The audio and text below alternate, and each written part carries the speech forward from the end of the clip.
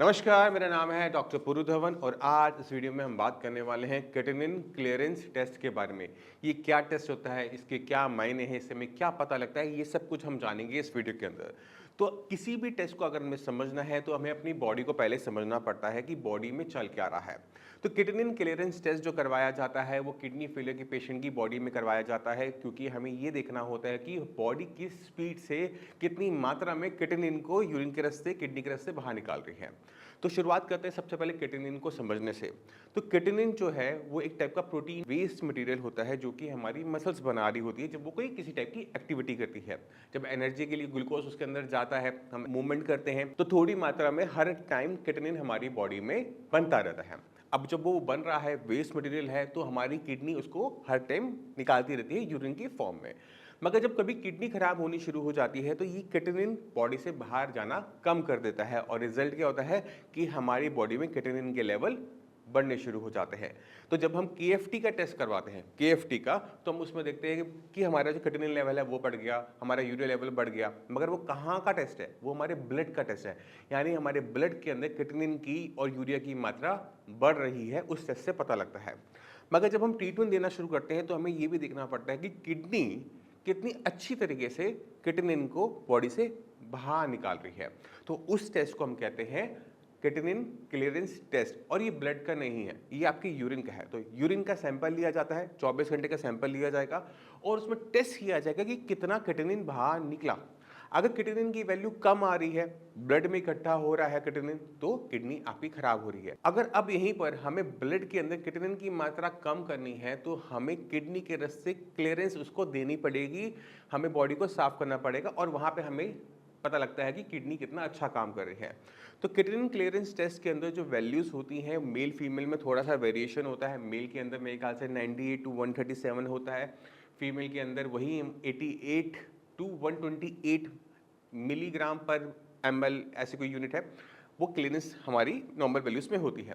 अगर आपके ब्लड में हमने क्रेटिनिन का लेवल कम करना है तो आपके यूरिन के अंदर हमें इसकी क्लीयरेंस ज़्यादा करनी पड़ेगी और यही ट्रीटमेंट होता है। तो जितने भी पेशेंट साइंस इंजीनियरिंग के जिनका ट्रीटमेंट चल रहा है, जो अपना यूरिन का क्लीयरेंस क्रेटिनिन क्लीयरेंस टेस्ट करवाते हैं, तो उनको पता है कि उनके यूरिन के अंदर क्रेटिनिन की क्लीयरेंस बढ़ जाती है जब वो ट्रीटमेंट को स्टार्ट करते हैं। तो आपने ध्यान क्या देना है कि आपकी ब्लड की रिपोर्ट के अंदर क्रेटिनिन की वैल्यू कम होनी चाहिए और आपके यूरिन के अंदर क्रेटिनिन क्लीयरेंस की वैल्यू बढ़नी चाहिए। अगर यूरिन में क्रेटिनिन क्लीयरेंस बढ़ेगा तभी आपके ब्लड के अंदर क्रेटिनिन जो इकट्ठा है वो निकलना शुरू होगा और वही सबसे अच्छा ट्रीटमेंट होता है। इसके लिए हमें काम करना पड़ता है किडनी के ऊपर।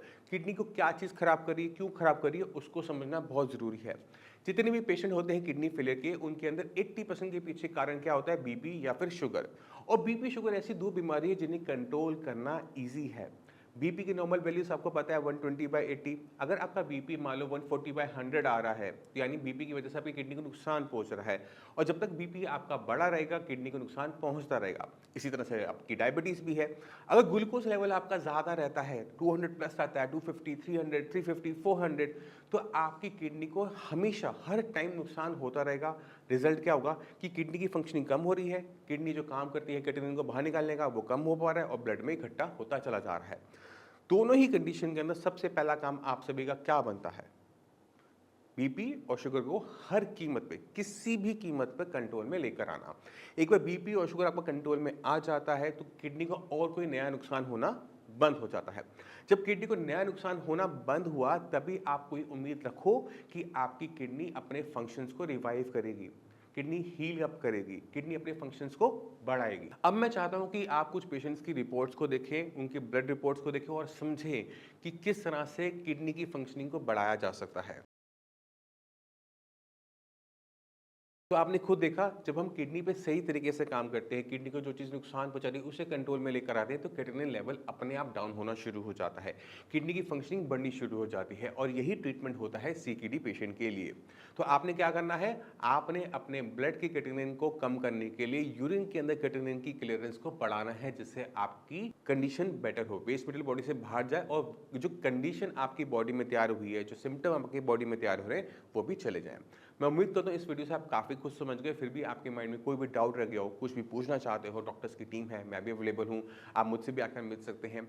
और इसी के साथ आप सभी से मैं चलने की आज्ञा चाहूँगा। मिलते हैं अगली वीडियो में, तब तक के लिए नमस्कार।